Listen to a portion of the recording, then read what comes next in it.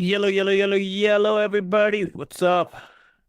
Hey, ED36. How you doing? Hey. So how do you get the attention of your audience? Brother, honestly, one thing is I have like the chat open on the left side. So it's there. Like I'm always watching the whatever is happening in the chat. That's one. Second, regarding the attention of the audience, I will just say like just be you. Like I know it's a very generic advice and stuff, but like it actually works because like I'm just being me. I'm passionate about cybersecurity, right? Like I'll show you here. I'm just ready to go on this like hacking journey, and I'm like trying my best to explain people what I learned and like understanding even from them. Like so many people in this chat are like just super awesome and so smart, smarter than me, and just learning and having that conversation that helped me the best. Like that is the best way to get capture the audience, and it takes time. It takes time. Like it has been like I started on like I think 29th or 30th November, so it took me 3 months to reach a level, right? Build a community, and it's you will make mistakes on the way. You will learn from those mistakes, and that's how it is. Are you into streaming? Do you like streaming? Are you doing it? This is also Ludwig. Right.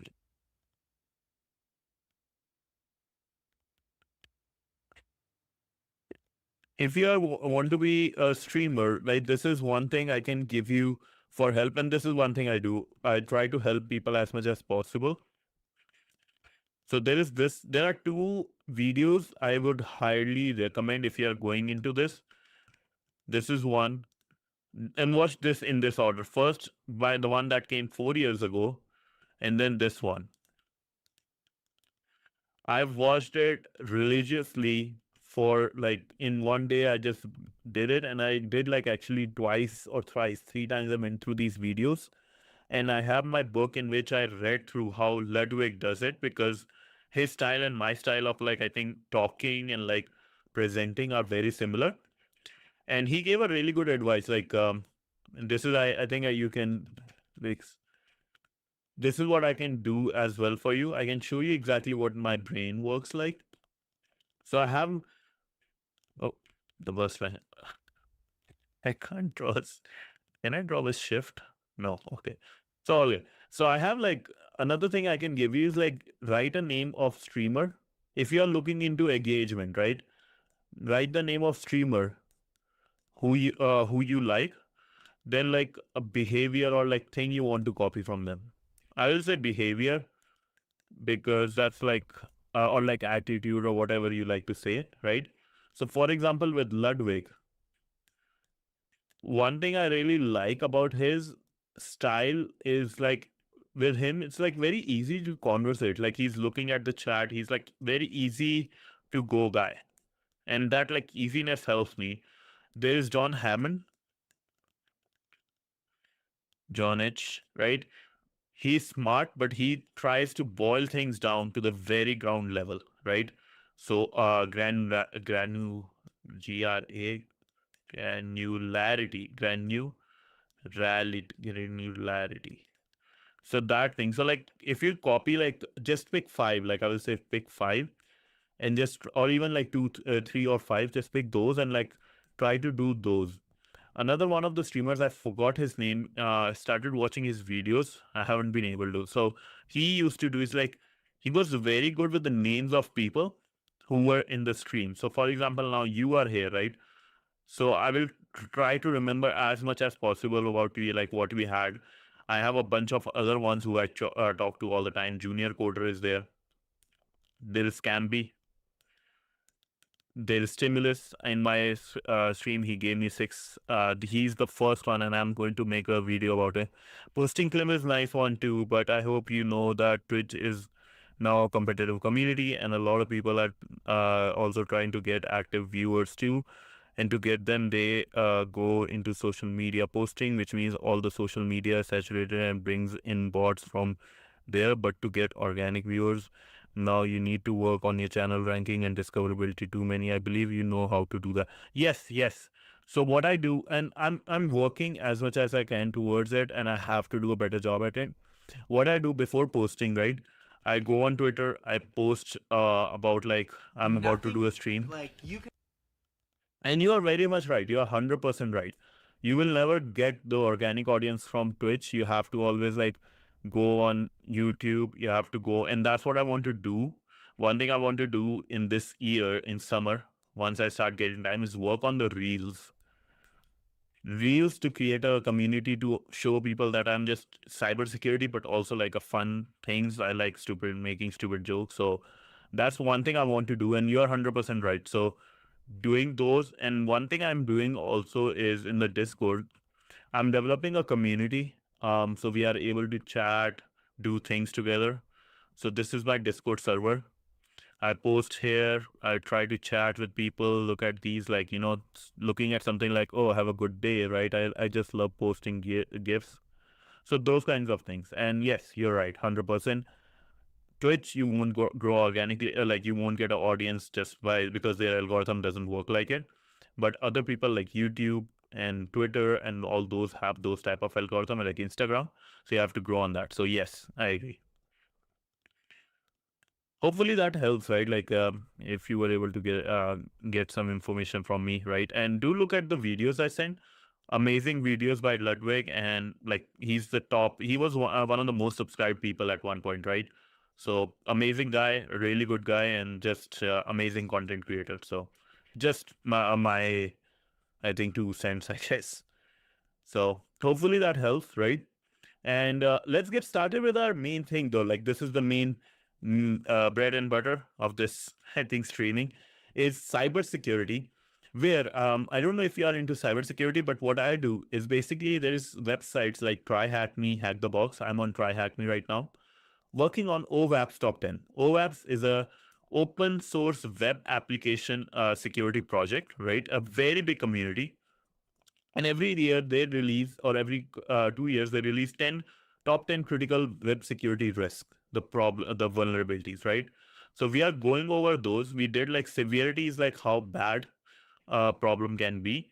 So we are at severity 8. There are total 31, and we are at 21. So we are very near. Today we'll be covering all the severity 8, which is like 5 tasks, 6 tasks. So 6 actually. Yeah, 1, 2, 3, 4, 5, 6. Yeah. So we'll be covering that, and I'll try to explain as much as possible. If you have any questions, feel free to ask. And yeah, let's get going.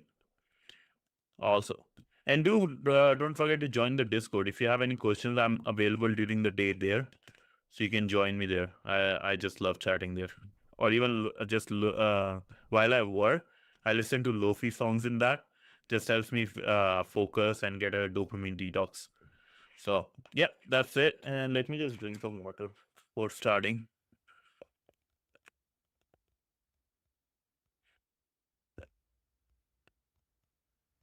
Alrighty, let's go. Let me get my Kali up. Oracle virtual box. Let's get going, baby. You can hear me better, right? You want me to increase my volume or something? Is it good? Give a thumbs up if you like it. Have thumbs down if you want me to increase or down. Whatever you like. Okay, Kali. So we were here last time, stored cross-site scripting attacks we were doing. We can close this for now. And then Chromium is the best one, I feel like, on Kali. Because I think as a front-end developer, I have worked on Chromium, or like basically Google Chrome, but like Chromium is in the same realm. So I've worked on that, and I'm very much comfortable with those dev tools when it comes to like, looking through things. So I'll be just using that most of the time. I won't be going to Firefox anytime soon, I believe. Add to the panel. Not to the panel, I guess. Remove from the panel. Add to desktop, or add to favorites, actually. Cool. So it will be accessible from here. It's kind of slow today. Cool. We got it here, and let me just remove it. Remove from launcher. Remove from launcher. Yeah, it should be here. I want it in here, so I'll do that later. But yeah, so this is our Chromium, right? The open source version of Chrome. So Google doesn't get all my data. Insecure deserialization. So this is a big one because this is what you will find in a lot of web applications. I've worked on some applications. I know some applications that have this issue. And it's very important to work through this because you won't know what hit you if you're not doing proper deserialization of the input. So OWASP 10, 8, insecure deserialization. Insecure deserialization is a vulnerability which occurs when untrusted data is used to abuse the logic of an application. Acunix 2017. So what it means, right, is let's say whenever you, let's say for example, you are in Facebook or even in chat here, right? No, I'm not on Discord, but I have a streamer friend I can link you up with. Yeah, would love to talk to him. Yes, please. Yes, please. Let me know what his handle. I would love to follow him. And even like for this, right? Insecure deserialization. That's if you don't. Oh yeah, 100%. Yes. Send his basically the handle. I would love to follow him. 100%. I would love to help him. And however I can, right? Um, but yeah, insecure deserialization, right? What I was talking about the chat thing. Even in chat, you can put some code, you can type some stuff, and if by any chance this gets executed or like how the logic of the application works, you probably can get access to a Twitch server, or even like who knows, you can basically take over my account if you are able to get some special keys or my password or something. Anything can happen, right? That's why when posting links in this chat, it's important like to take someone's permission, because let's say if some user posted a link that is not permitted, you get banned because that's the way they can get hacked. So not a problem. That's what it means. This definition is quite broad to say the least. Simply, insecure deserialization is replacing data processed by an application with malicious code, allowing anything from DDoS, denial of service, right, and to RC, remote code execution, that the attacker can use to gain a foothold in a pen testing scenario. Especially, this malicious code leverages the legitimate legitimate serialization and deserialization process used by web applications. We'll be explaining this process and why it is so commonplace in modern web applications. This is interesting, actually. So, OWASP rank this vulnerability as 8 out of 10 because of the following reasons. Okay. Low exploitability. The vulnerability is often a case by case basis. There is no reliable tool framework for it because of its nature. Attacker needs to have a good understanding of inner working of the TOE. Okay, what is TOE? TOE, TOE, TOE in applications. Technology or organization environment. Okay, so basically he needs to understand what is going in the back, which is, I think I understand why they say that, because let's say, for example, depending on which, this is a big thing in tech, if you go, that they will ask which, once you become bigger, right? On a management level, for example, a lot of them will ask you which experience in which industry you have experience. For example, you can have experience in retail, right? I can be a tech guy, but I need to which industry it is in retail, which could be like Costco or like Walmart, something like that. Then there could be in like transportation, transport, which is could be in like any kind of like logistics. I'm sure you will love the result, to be honest. The streamer can. Oh, nice. Yeah, I would love to. I would love to talk to him, and it will be nice to talk to him. Nice. But yeah, sorry. So transportation, also logistics. Interestingly, if you look at Walmart, right, there is one part of Walmart which is the biggest one, is its logistics part of the transportation. Why? Because that's how Walmart is able to keep the prices so low, because their transportation system, their logistics system is the best in the world. They're able to calculate things way better than anyone else. And that's how things work. So you need to find your niche and stuff. And that's, if let's say I'm coming, I say I'm from Walmart with the transportation logistic link, I can get a good job easily. But let's say now I'm a hacker. I don't want a job. I want to do bug bounty. I'll go on like Costco or any of the retail companies, look at the websites that are available, let's say from a vendor perspective or a user perspective, and try to hack into those, like getting the numbers or like finding, okay, which tables are there and all those things. So that's one, low exploitability, vulnerability, right? Case by case. So retail will have different versions, social networking sites, maps, all those Google Maps will have a different. Uber has some maps, so you can hack those ways, stuff like that. The exploit is only as dangerous as the attacker's skill permits, more so the value of the data that is exposed. For example, someone who can only cause a DOS attack will make the application unavailable. This business impact of this will vary on the infrastructure. Some organization will recover just fine, others, however, will not. So, for example, let's say if a DOS attack happened on something big as like Google, like DOS is basically impossible on Google, Amazon, because they have so much good technology. But let's say if it happens on Google, they can change the server. Why I close this? They can change the server, right? Let's say if somebody is trying to do a DDoS attack on their server, they can block these networks. That's one. They can create another one. All these will go into a honeypot, stuff like that. But let's say if it happens to a hospital, which happened at one point,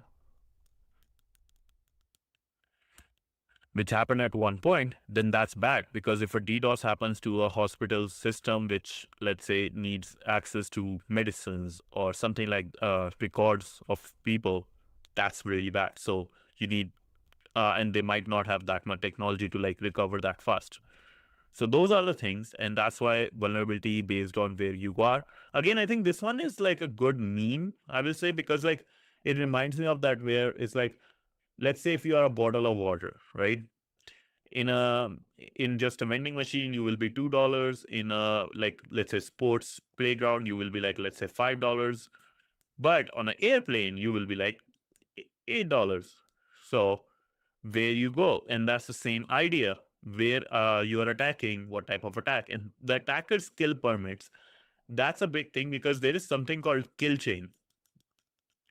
Kill chain, once you actually like become really good at hacking, once you develop those skills, something called kill chain happens, which is another, I can give you a framework to help you with that, MITRE ATT&CK framework. So this framework actually helps you understanding how the kill chain works, metrics of enterprise, right? This is to help you understand what kill chain is. First is reconnaissance, resource development, initial access, execution, persistence, privilege escalation, defense, and all these things. Here is a hacker. Like if you actually go on some of these attacks that has happened in the past, there is actually show sub techniques, hide those techniques. There is a proper like map from one to one, like how things go from one to another. And the more you go deep and the more you are able to show, the more hard stream element sent, he will message you. Okay. His name is Stream Elements? No, wait. At Stream Elements sent. Okay, sure. He will message me. That's great. Thank you.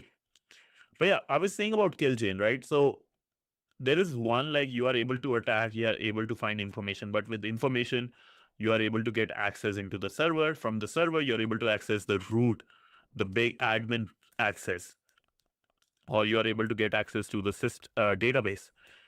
That's a big thing, and that's a crazy thing. And that's how things work, like in a kill chain, and that's what makes money. A good example is somebody who actually like Ini36, right?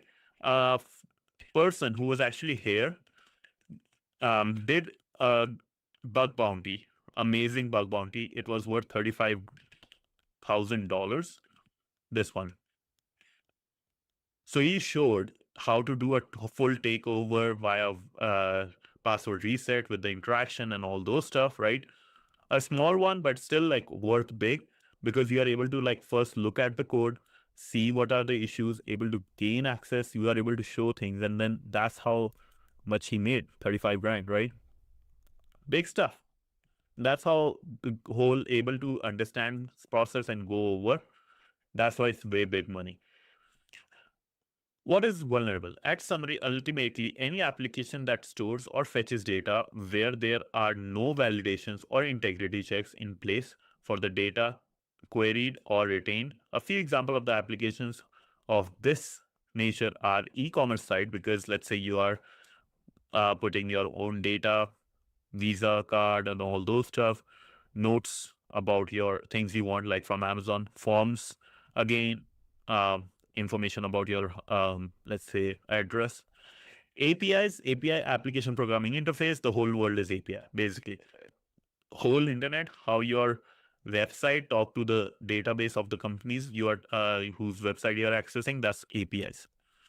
Application runtime, Tomcat is a server. Jenkins is a DevOps server, which helps you. It's an open source automation server. It helps you build applications, like basically containerize them or create jars. JBoss, again, JBoss is like open source Java based application server. Okay, so basically like Tomcat. Who developed the Tomcat application? I have no clue. Why they ask you that? Tomcat can refer to, basically it's a, I know it's just an application for hosting website, but who developed? The Apache Software Foundation? The Apache Software Foundation, yeah. So Apache is an open source foundation, very big. You are probably using a lot of Apache tools, whether you know it or not. That's how big Apache is. It's like almost Microsoft or Google when it comes to open source. And they are using this Apache in a lot of places. What type of attack that crashes services can be performed with insecure deserialization? So this is DOS, denial of service. Interestingly, this was very popular. Oh, denial. This is a very popular one when Anonymous was pretty popular. Anonymous still exists, as you all know, but it was very popular because there were so many people in Anonymous. Everybody was hitting the same server, and that used to overload the server. So if, let's say, it was a company like Twitter, right, x.com, a lot of anonymous people all over the world will hit it, and it will overload the server, and then it crashes, basically. But now things like these don't happen because we have scalability, right? Scalability, which is like, let's say if one server is getting hit, it will spin another server, a big one. So all the new ones go to this, and it's done by a load balancer, and it can do another one. This will keep on going. That's why cloud is cloud, right? People who want cloud. And let's say if they understand there is a DOS attack is going, they can create a proxy, and actually only the legit ones will pass through. Other ones will are blocked. That's already there. I know this because I work on the infrastructure, so I have these idea of how things work. Next, insecure deserialization objects. A prominent element of object-oriented programming, objects are made up of two things, state and behavior. State is, let's say if you are, I'll give you an example, right? Let's say you are looking at a dog. What is a dog's state? Breed. Breed is a state, right? Their name. What is basically who they are, right? Type of thing. What they are, who they are, stuff like that. Behavior, what they can do. For example, bark is a behavior, right? They only like to they like to eat. That's a behavior. Run, behavior. About them, breed, name, how many teeth they have, state, right? And state can change, right? Like for example, name can change, I guess. Teeth with time, that can change. Their age. Age is a state. Getting old is a behavior. And that's how things work. That's why object oriented is a very big thing. You can divide logically things into two different parts and able to work through that. Like, for example, if you are playing a video game, Fortnite, for example, your health is a state. It can go up and down. That is the health. What is your health? Let's say 50. Behavior, health can go up or down. Simply objects allow you to create similar lines of code without having to do the legwork of writing the same lines of code again and again. So basically reusability of modules. For example, a lamp can be a good object. Lamps can have different types of bulbs. This would be their state, what type of bulb they have, as well as being either on or off, which is their behavior. Rather than having to accommodate every type of bulb or whether or not that specific lamp is on or off, you can use methods to simply alter the state or state or behavior of the lamp, right? So basically, you can change the state using these behaviors, and you can have functions to do those, right? Just like you with the switch, lamp can turn off or off. The switch is the way you do it. Its function. Select the correct answer from the following statement. If a dog was sleeping, would this be a state or a behavior? Any idea? What do you think? What is the answer? A or B? I would love to know. I would love to know. Any answers? Any takes? Come on, come on, give me an answer. I want to look. And it's okay if you're wrong, like nobody gets in the first try, it's fine. No answers? Answer is B, behavior. Why behavior? Because he's sleeping. Like sleep can change, right? He's not sleeping, he's sleeping, right? And it's a behavior. It's a kind of action you do. If he was like a dog is alive, that's a state. That's a very different thing. So it will be this. Let's go. Easy peasy, baby. Insecure deserialization part of it. Deserialization. Learning is best done through analogies. I love that. Learning is best done through analogies. A tourist approaches you in the street asking for directions. They are looking for a local landmark and got lost. Unfortunately, English isn't their strong point, and nor do you speak their dialect either, right? What do? You draw a map of the route to the landmark because pictures cross language barriers. Love that line. They were able to find the landmark. Nice. You have just serialized some information where the tourist deserialized it to find the landmark. Amazing. I love this whole thing. Learning is done through analogies, and um, pictures cross language barriers. Two big lines. I love it. So, continued. Serialization is the process of converting objects used in programming into similar, compatible formatting for transmitting between systems or networks for further processing or storage. This happens with you. This happens with you. Let me show you something very amazing. And I will give you the article where it came from. So let's say you took an image, right? You took an image of yourself. Now let me tell you as an object, right? What are the information they are talking about, right? Transmitting simpler compatible formatting, right? So it will have pixels, data about pixels, every single color. What is this color? What is this color? What is this color? So all that information is being said, plus also where it was taken, when it was taken, which basically phone or device they used, which device. All that information is there. And that is being sent to, for example, to Facebook's servers. This information, while being sent, right, is sent in such a way it can transfer over the network. And this is called API. This thing, the way it is being sent is called API. This part is called APIs. And that's how things work in the background. The formatting so it can be sent to you. Alternatively, deserialization is the reverse of this, converting serialized information into their complex form, an object that the application will understand. Basically, here serialization happened, transfer, deserialization. Simple. And let me show you one interesting thing. This is what you should read. I think Forbes, um, how to upload image metadata. And this extra information is called metadata. I have a reel on it on my YouTube. Yeah or not? No. Data,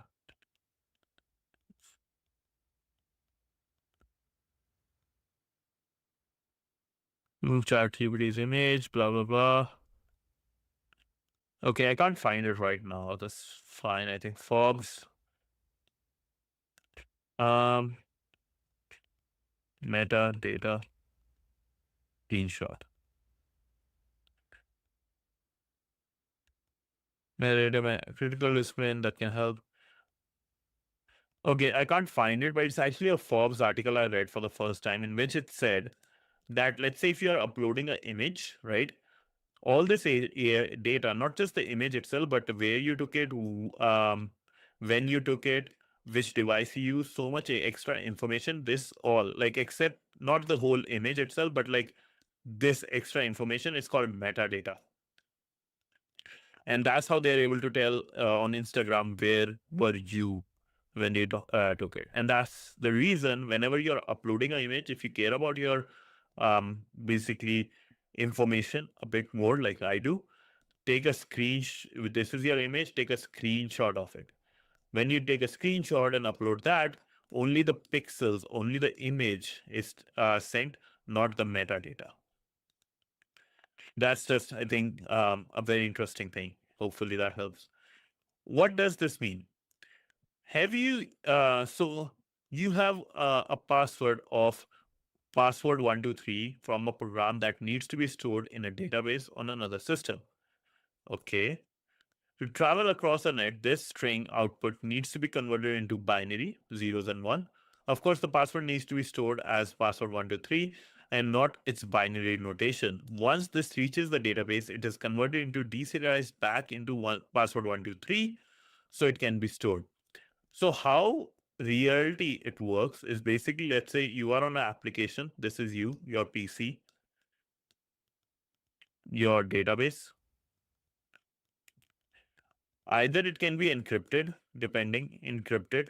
When you use something like WhatsApp, end-to-end encryption, that's what it means. So it can be decrypted only here, not on the database, but let's say whoever you're talking to, only his phone, it can be decrypted or encrypted, not on the system. So technically not exactly true, but like, let's say if you are just sending something on the database, then it will be decrypted on the database. Process is being explained through diagram. Okay. How can you leverage this? Simply, insecure deserialization occurs when data from an untrusted party, that is hacker, gets executed because there is no filtering or input validation. The input assumes that data is trustworthy and executed on as the whole holds bad. Executors no holds barred. Such a bad thing, because another hack that happened in 2011 was Project Karma, and that's how people's system was getting hacked. Project Karma. No, not Project Karma. Project Raven. The software name was Karma. So this is something you guys can read over. Top level hacking thing that ever happened. This is how basically iPhone used to get hacked without you even clicking anything, because improper deserialization. A 10 on 10 bug. What is the name of the base 2 formatting that that the data is sent across as networks of binary? This is important. Next, deserialization cookies. Ow, I bit my tongue.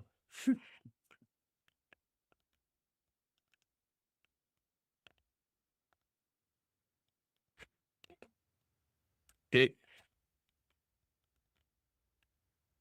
deserialization cookies. And yes, the origin of many means. Cookies are an essential tool for modern websites to function. Tiny pieces of data that are created by a website and stored on users' computer. You see this? You see this? That's the biggest issue. We use cookies to ensure you get the best user experience for information. Contact us, read me, blah, blah, blah. You'll see notifications like above on most of the website these days. Websites use these cookies to store user specific behavior like items in their shopping cart or session IDs. So if you see here, right, session ID, let's say if I don't have your username, let's say you log on to Amazon using a public system, right? I don't have your username, I don't have your password, but if I have your session ID, I can take over your account like this because session ID is used to authenticate you. I will only have, let's say, 1 hour, but that's how easy it is to take over. And that's called cookie hijacking. In the web application, we are going to exploit. You will notice cookies store login information like the below. Yikes, right? So if I go, I don't want to go like this. But let's say if I go on my Kali, where I know I don't have any information, and I go to, let's say, I want to go to Amazon.com because everybody have their passwords there. So here, I haven't logged in yet, but already a session is created for me so they can give me the best experience, right? Just like it said in the system. And you can see by going to, I think, application here, maybe I'll make it a bit bigger. This is small, right?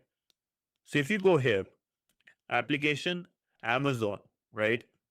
And I can see there is cookies. Find this, Amazon's CA, session ID time.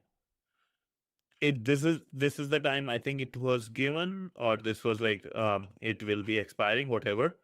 But this is the session ID and session token. If I can have these information, especially the session ID, I can steal your account. And you can try it by just copying this information, opening an Amazon account in, let's say, in some other website, create, let's say, on one web browser, you signed in with an Amazon account A. In second, you did with Amazon account B.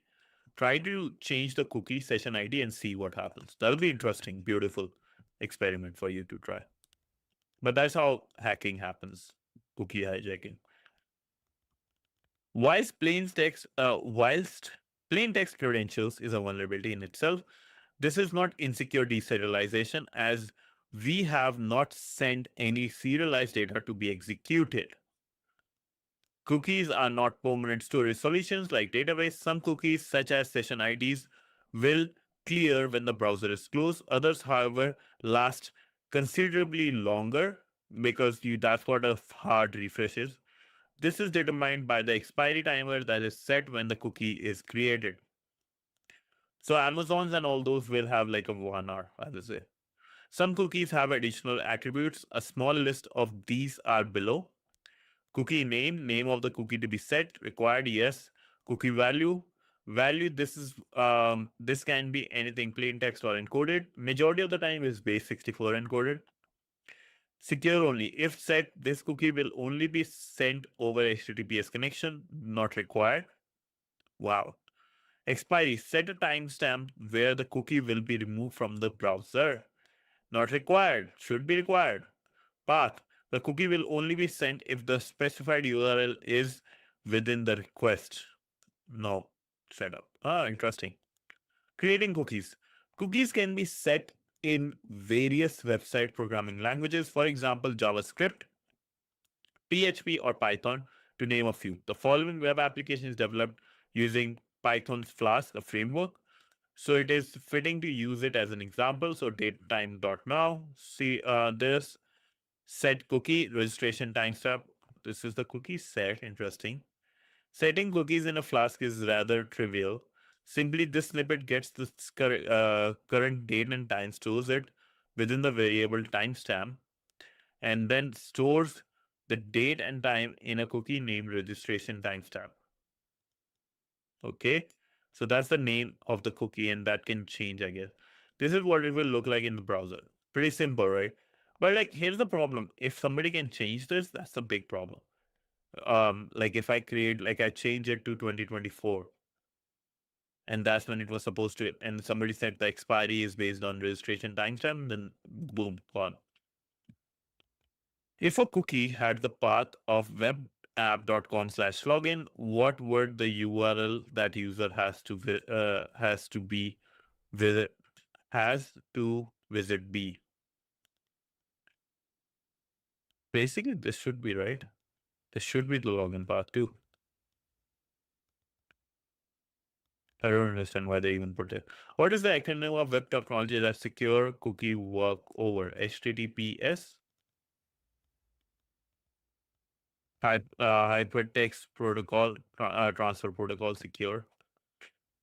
Cookies practical. Ooh, now we might do some hacking. Let's go. So, in the browser of the device that you are connected to the VPN with, navigate to this HTTP 10.10.48.70. Okay. It will be detailing the steps for Firefox. You may have to research how to inspect cookies in the browser of your choice. Chromium. You'll be greeted with this homepage. Let's create an account. You need to enter your TryHackMe details. You can enter what you like. You no need to enter your TryHackMe details. Okay. Where you will be redirected to your profile page. Notice on the right you have your details. Okay, your profile type thing, I guess. Right click on the page, inspect element, navigate to the storage tab. Okay, you will see here uh, uh, there are cookies are both plain text encoded and base64 encoded, as I mentioned, right? Base64. The first flag will be found in one of these cookies. Modifying cookie values. Notice here there are here that you have a cookie named user type.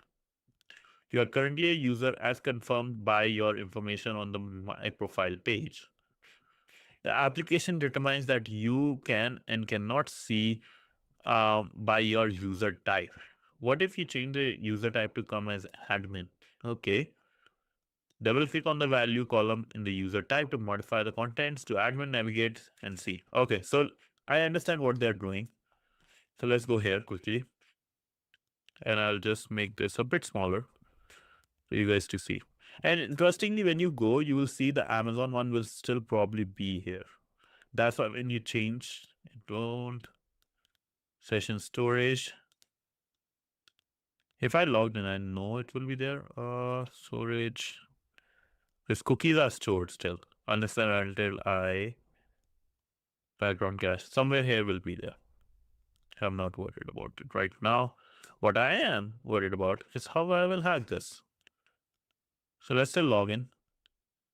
You need to create account first, okay? Come on, man. Go fast. Access exchange today. Okay. Hello, world. Hey. So let's say if I, instead of my profile, I want to go to admin, what will happen, right? Your admin dashboard. This is support tickets, blah, blah, blah. I go back. My profile. This is my profile. This is my home. And that's my admin, last one. Okay. So let's get our first flag, which was in cookies.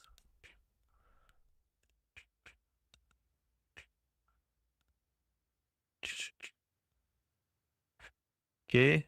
Come on, come on, come on. This is too slow today. I need to check why things are so slow. Is there anything going in the background? Exit this, exit Epic Games. Okay. So I want to go into application and then cookies. Here, there's session ID, right? This is now important thing to see. The double, basically majority of the time for base 64 encoded, the two equal signs means this is base 64 encoded. And how to get this information? Simply go to something called Cyber Chef. Google that. The first thing that will come is the one.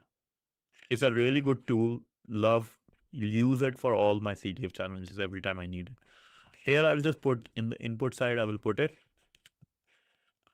And then on the left, I will go from base 64 actually. So I'll go, I can just search actually from base 64. Multiple ways where this is, I know it's this.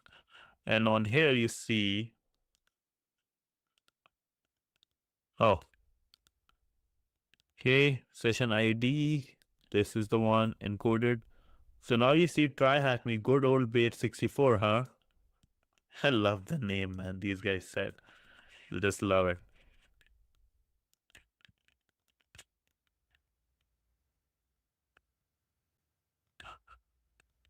So first cookie is basically this one.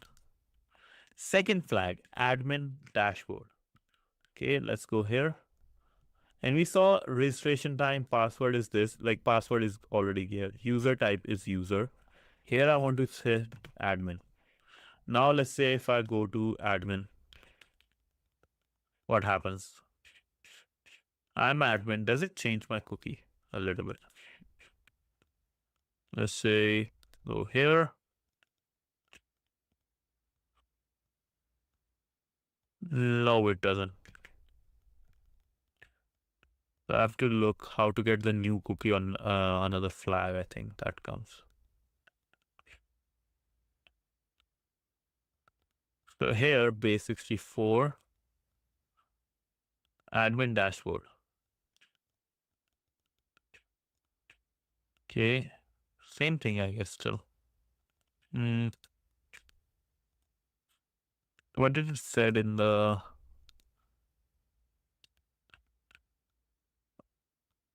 Okay, one sec. I have to start the machine, add some time. Oh, okay, I see. The machine stopped. My bad.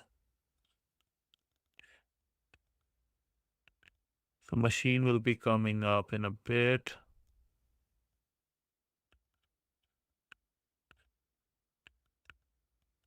I don't understand how the machine stopped. Hooray, your machine has started. Oh no, another. Okay. It's here, right? So did it, like, how come it stopped working all of a sudden? It got terminated. Interesting. I don't know how it got terminated. Just waiting for this URL to come up. Cookies one is done. What we are looking for is cookies practical. What it wants is basically, that's probably why we were changing. So double click value, user type, navigate to user, machine IP and admin to answer the second flag. Okay. Did I get anything though in this? Oh, here. Nice one. Here's the admin flag. So they were looking for the user type. Here's the admin flag. Okay, cool. Hopefully you guys learn this, like what I just did. I just changed the values of the cookies and like user type. I don't understand why would somebody set it up their web application like this, but yeah. As much more nefarious attacks than simply decoding cookie, we get into the nitty gritty setup.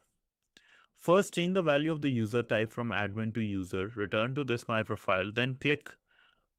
Oh, we want to do the code execution now. Okay, left click on the URL, engage your Vim found in the screenshot below. Exchange your Vim, okay. Once you have done this, left click on the URL in provide your feedback. Okay. Where you will be direct to page like this. Exchange Vim. Once you have done this, okay. If a user has to enter their feedback, the data will be get encoded and sent to the Flask application, presumably from storage within a database, for example. However, the application assumes that any data encoded is trustworthy, but we are hackers. You can only trust us as far as you can fling us, and that's nigh impossible online. Although explaining programming is a bit out of scope for this room, it's important to understand what's going on in the snippet below. So we have cookie, replace me with the payload, pickle payload, pickle.dumps cookie. Pickle is one of the ways of storing, basically. Pickle storage, pk, I think, .pk is the extension. Encoded payload cookie. So base64 encode, okay, response, make response, redirect slash profile, set cookie, encoded payload cookie. Okay. When you visit the exchange your Vim URL, a cookie is encoded and stored within your browser. Perfect. For us to modify. Once you visit the feedback form, the value of this cookie is encoded, decoded, and then deserialized. Okay. Oh, in the snippet below, we can only see how the cookie is retrieved and then deserialize that with pickle.loads. This vulnerability exploits Python pickle, which I have attached as a reading material at the end of the room. We especially have free reign to execute whatever you like in such a reverse shell. I see.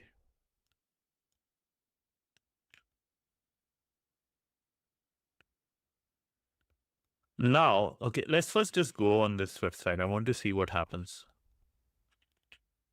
So if I go back to, let's say here, my application, I go back to user,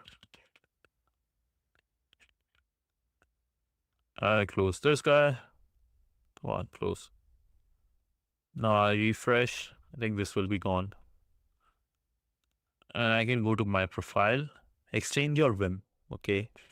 I want to see what exactly happens when we do exchange the Vim.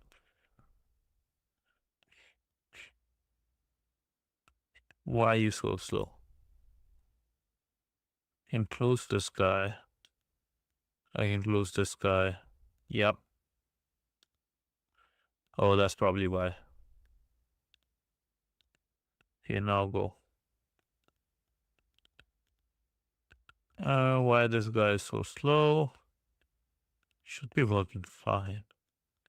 Oh, the IP has changed. My bad. My bad, lads.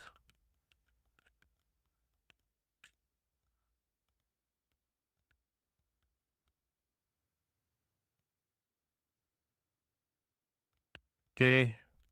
I'll create quickly exchange today. Hello world. Exchange your Vim.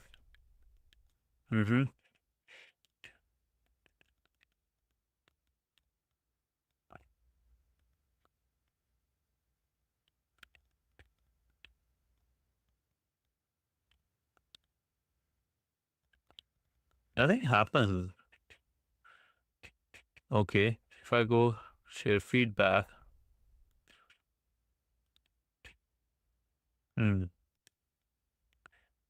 Let's understand. When you left click on the URL exchange over found in the screenshot below. Once you have done this, left click on the URL. Okay, we did that. Okay, so basically the reason why this one is vulnerable is because the data will get encoded and sent to the Flask application. However, the application assumes that data encoded is trustworthy, but we are hackers. Okay, so basically deserialized via this. So basically this will get deserialized, exploits for the exploit. Now I'm going to leave you hanging here. First, you need to set up a netcat listener on your Kali. If you are a subscriber, you can control your own in-browser TryHackMe Kali Linux. Yep.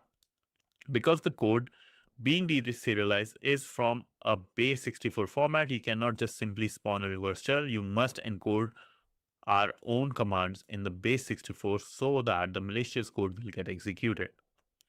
I will be detailing the steps below in the provided material to do so. Once this is complete, copy and paste the source code from this Python file pickle.py to your Kali and modify the source code to replace your TryHackMe VPN in the TryHackMe VPN IP. This can be obtained via access page. I have that. Creating Python file. Okay, first let's see.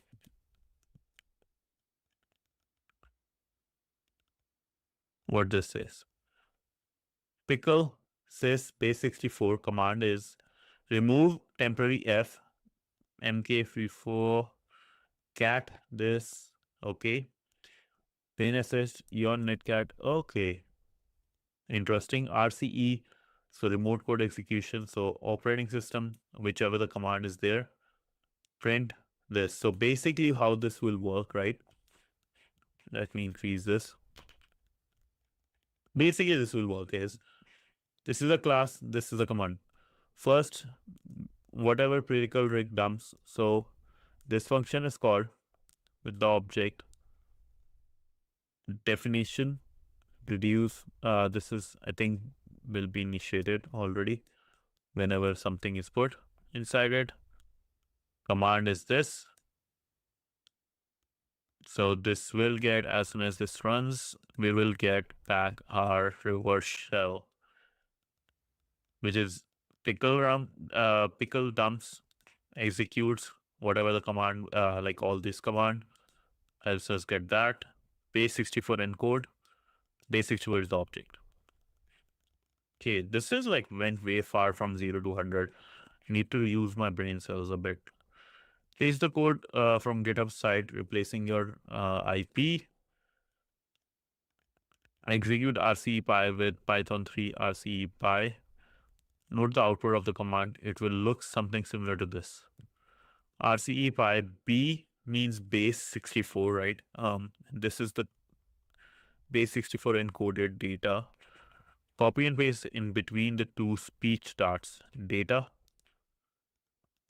So basically between these two codes. In my case, I will copy paste this. Yours will look something similar, but ensure you copy everything in between the two these and then encoded payload. Okay, refresh the page. Okay, I see. Now let's draw everything, and I think that's how we'll be able to figure this out. Without that, it will be very hard.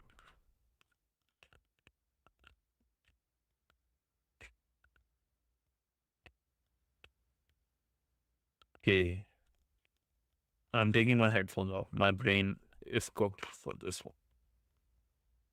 Okay, exchange your web URL. A cookie is encoded and stored within your browser. Okay, so I go here. A new cookie should be here, right? According to the application. Encoded payload. And let's see what this means.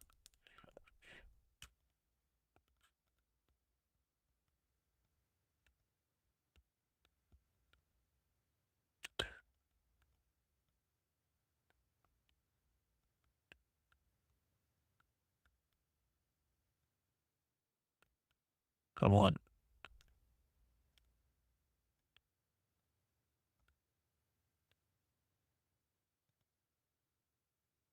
Okay.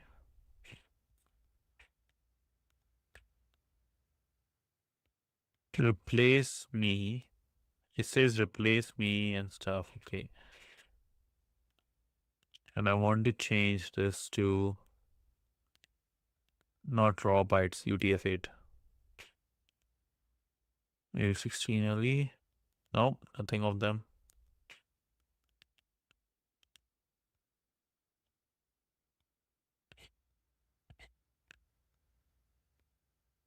I think raw bytes is it. This or UTF-8. So base replace me, it says. And this is probably spaces, I guess. Replace me default. Okay. Let me write everything.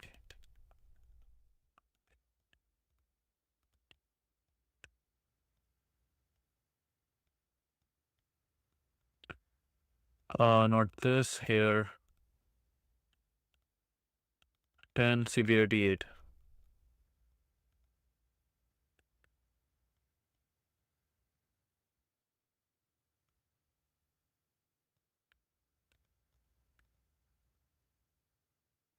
Severity 8 is first.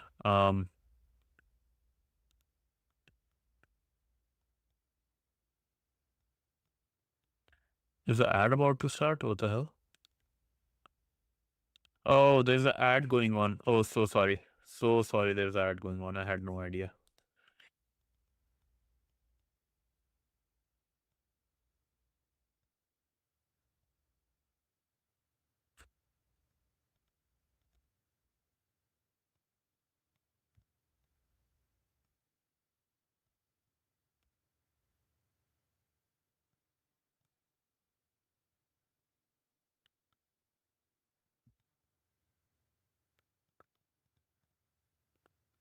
Sorry, lad. I had no idea the ad started.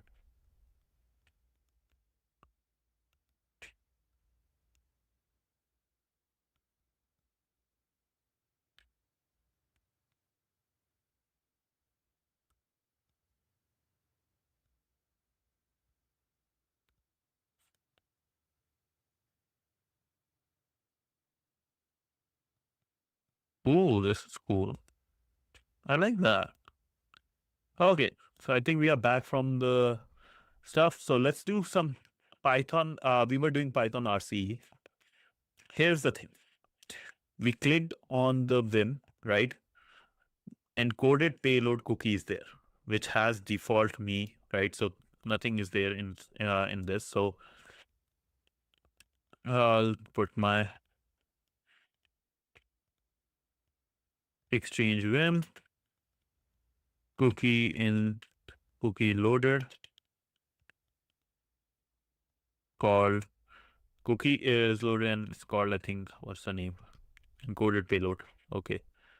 Because now we will be doing some hacking in this manner. Okay. Encoded payload. Okay.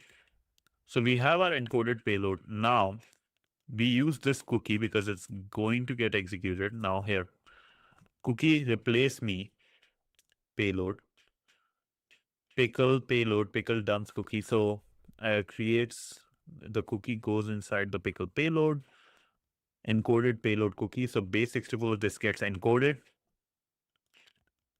and then redirects make response. Okay, response set cookie. So this cookie is set. This is how in the background it's working. They set up a cookie, put it in the pickle. So in what pickle is?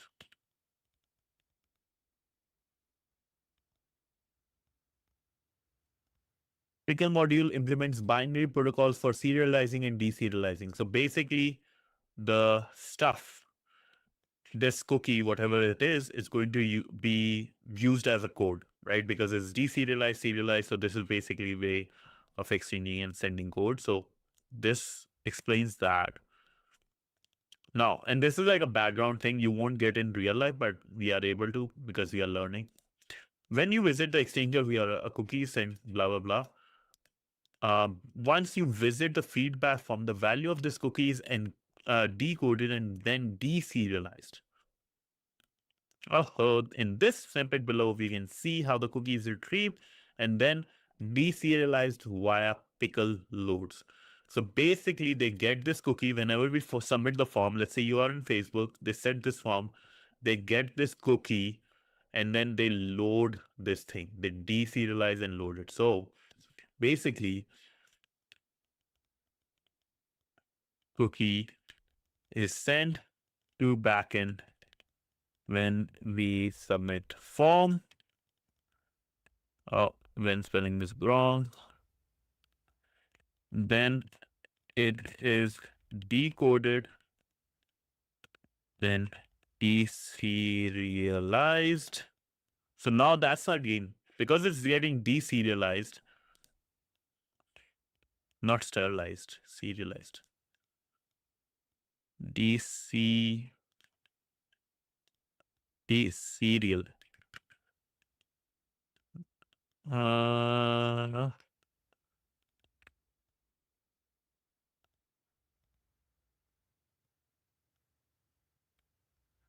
Realized. That's how you say it. Deserialized. Because of deserialization, we can inject code here. This is the game. So the vulnerability exploits Python pickle, right? Basically because it loads which I have attached as reading material, blah, blah, blah. In the Kali, we first start our basically the server we will be listening through when the reverse shell of this system starts. So first let's start our terminal here and start basically, let's clear this. So first if config. A lot of you might be confused. This is the easiest way to tell. Tunnel 0 means the VPN. This is our IP address of that. Okay. So that's one thing we will need. And then NC netcat NVLP. Oh, 1, 2, 3, 4. I think in the system they said 444. We can use that. Now we are listening. So if there is any connection made to our VPN, or sorry, our virtual machine, our Kali, we can listen to it, right? And this is the main big guy.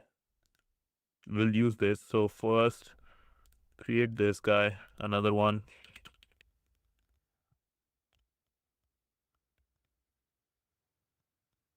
TryHackMe, right? There are so many. I will go with MKDIR, OWASP, top 10.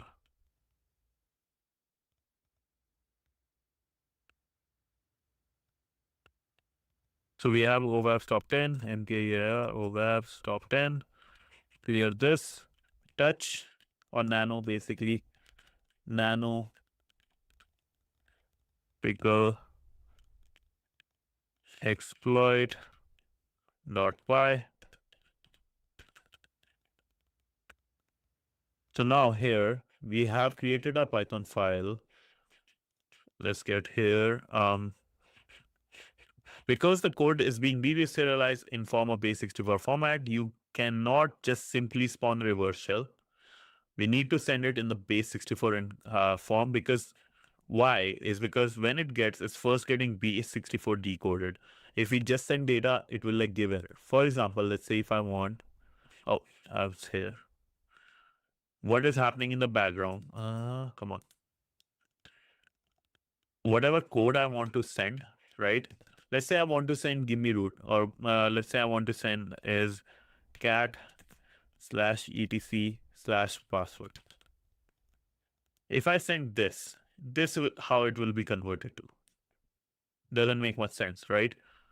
But if I first base64 encode this to base64, bring that here.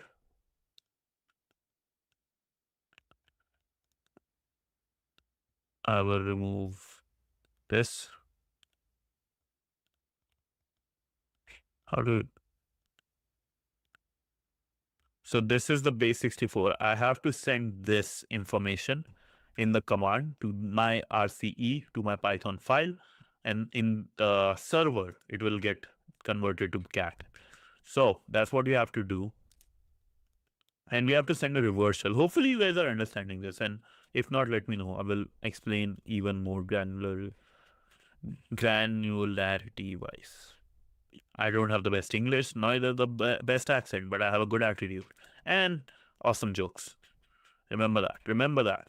I'm good for jokes. The best, funniest hacker, damn hacker you will see. I'm an idiot, man. But yeah. So we are here. We are listening. We got our information here. Now, pickle.py, pickle.me.py, the code is here. And this is the command, right? If you see this command is the command. So let's copy this. And to understand, just for people, where is Alt Z? I think Alt Z does that. No. So whoever is not here. For example, what they are doing, base64 encode this, right? The command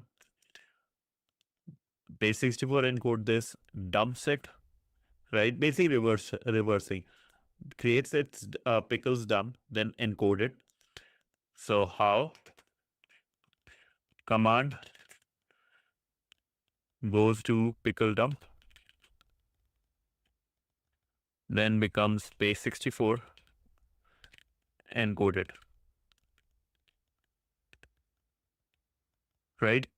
Hopefully it will hear you understand, because that's what's happening in line 12. That's what line 12 is doing. Now what happens? Internet. Boom. Now in internet, in the backend, what it does, decode base64, deserialize, and then boom, our code is executed. Tell me if you don't get it still. But this is how it works, and we have to copy this part. Copy this. Oh, in my Kali. This is my Python file I created. Here, I have to change my VPN. That's the, because what it's here is remove this temp file, right, with -f, if there is any. Make one cat, show whatever is inside, and then start like putting this like open a shell, interactive shell, right, and then netcat to this. So basically connect and all, like put it inside this. Where is my 10 to copy selection, 10 to 2149. Okay.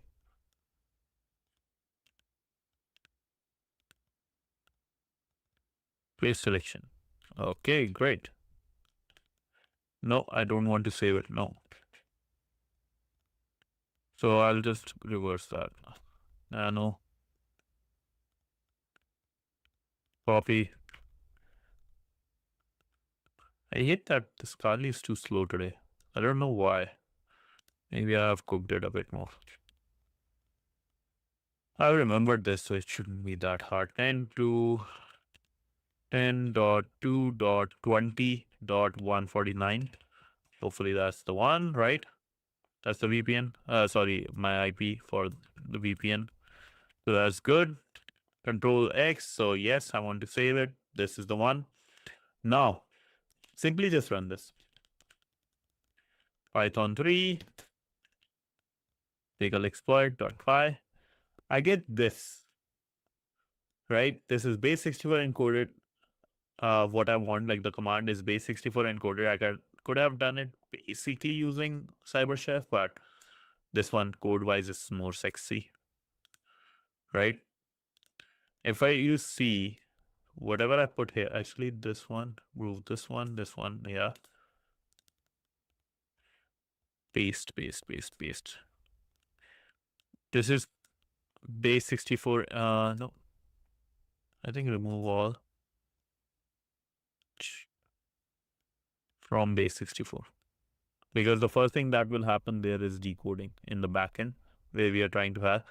This is, you see the command is there, right? In the pickle format, the command is there. rm temporary like remove temporary directory in f in the temporary directory. All those command is there with my IP address. I think I should change the mode so it's better for you guys, right? Is there a mode change options?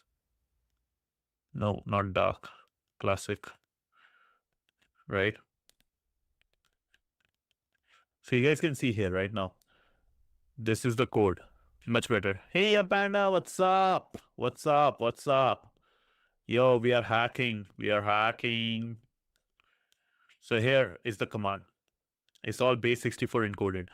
Now what we do, because we are sending this in through cookies into this NMU Oh, and then now I remember, not much. Yes, nothing much. I'm actually like very excited though today. This room, we are actually doing something very, very, very practical. We found like a cookie, right? We got a command so we can get a reverse shell to it. And then because of the reverse shell, we are changing this cookie value. And once we send this form data, that command will first like get decoded. Then it will get, oh, I did paste, my bad. Edit value here. So that will get first decoded, and then base64 decoded, then pickle dump will happen. And then, yeah, we will get a reversal. Pretty awesome, I will say. Edit the value, paste this thing. Now you see our code with our IP address, everything is in this. So I can just say form username, let's say my hello get hacked. I wish I had that get wrecked one meme from like I think KSI and reverse shell. If you see, we are listening already to it. It's good we didn't change the IP. Sorry, port number. So you see, we got our reverse shell. Who am I, baby? CM Natic. Basically the name we saw here, I think. I think I saw CM Natic somewhere. I don't remember. But I saw it here, I think. But main thing is we got our access, right? This is our shell. Let's see. Oh, ls. We are in app Docker file. Docker file is interesting. Always to look into that. But pwd, where I want to see where am I? Semantic app. Okay, I want to get out of it. Flag.txt, cat flag. That's our boy. Ah, just some cat. No such. Oh, cat flag.txt. 4A, whatever it is, that's our flag value. I'm happy at least not every flag is like those predictable ones. So I give kudos to TryHackMe team. So this is our flag. Let's go. 56 consecutive days of hacking. Let's go. I want to tell you one thing. Like, I think so. Today goal was severity 8. So we did 6 tasks compared to like all other days. So this was major. Tomorrow we'll do these, but I want to share something awesome with you guys. Components with known vulnerabilities and stuff. So here is interesting thing that happened. Like we'll do 9 and 10 tomorrow, but I want to share a couple of very interesting things I thought about over the weekend. First thing was the dopamine detox, right? And the detox of the body. Because as from like I think 3-4 years now, I think one thing that has been bothering me very much is I don't have control over my food habits, like eating habits. I don't have control, and because some special people in my life, right? I got this stance on Navratri, which is like a holy festival going for Hindus. I'm a Hindu. Navratri, right? Started on Sunday. So I have been fasting in terms of like I eat only fruits, milk, like salt, anything like food type salt only during one time a day, which in which too no wheat or anything. I just ate like potatoes with salt and chili and like black pepper. And I will say to everyone here, if you are also like struggle like me with the controlling habits, hopefully try it. Don't mix it with anything else. Don't try to like do couple of detox or couple of things. Don't try to achieve everything in once. Try to do this. Fruits, some nuts like walnuts and stuff, right?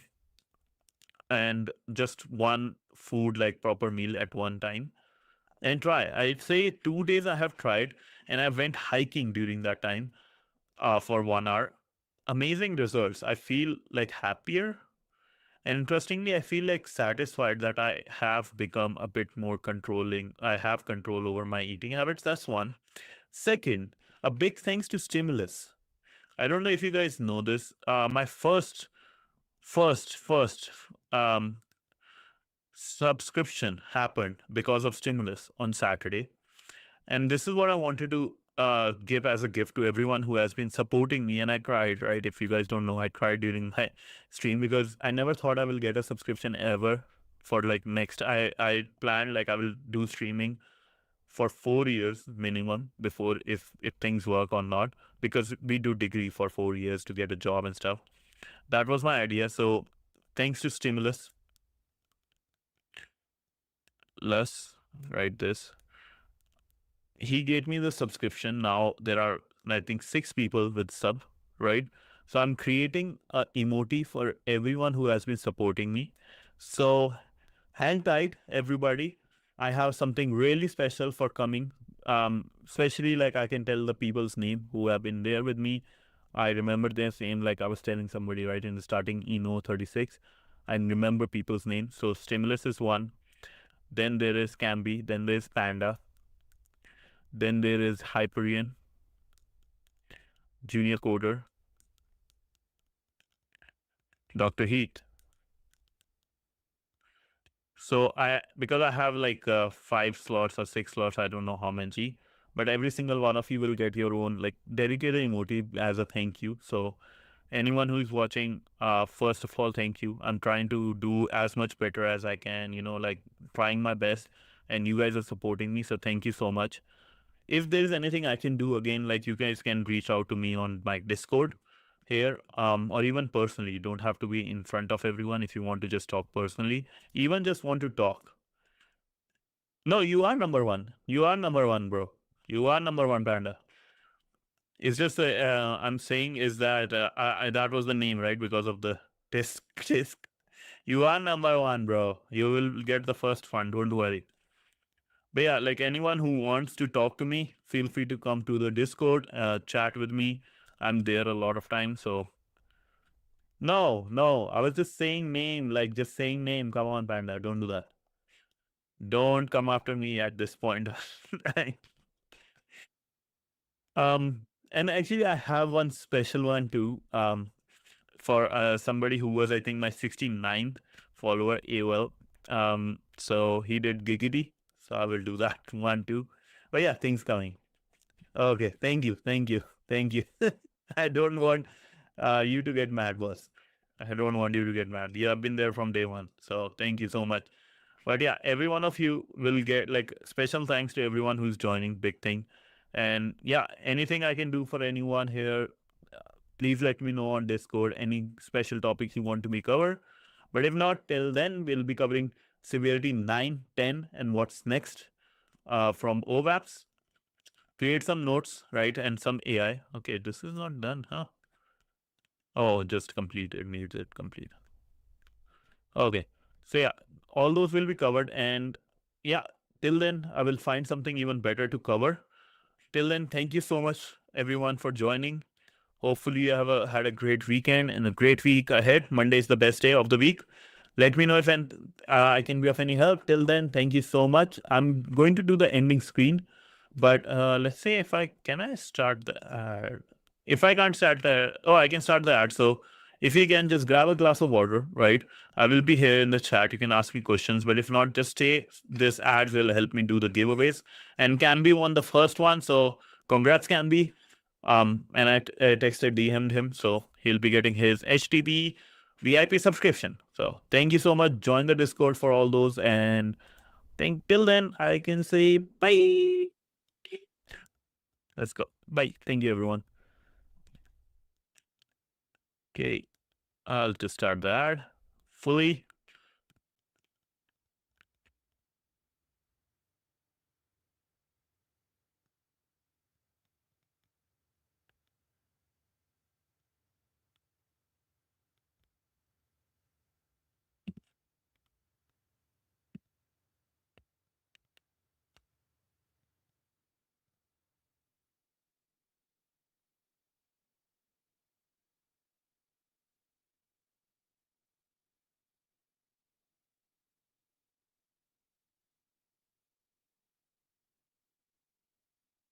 Alienware's highest performance desktop yet, equipped with powerful Intel Core Ultra processors. with an innovative design engineered for optimized gameplay. Encounter the return of Area 51 at Alienware.com. Okay, I think I got it. What if I crashed through the window? That's genius. From business Excellent. to taking care of business, Rogers Xfinity Internet changes everything.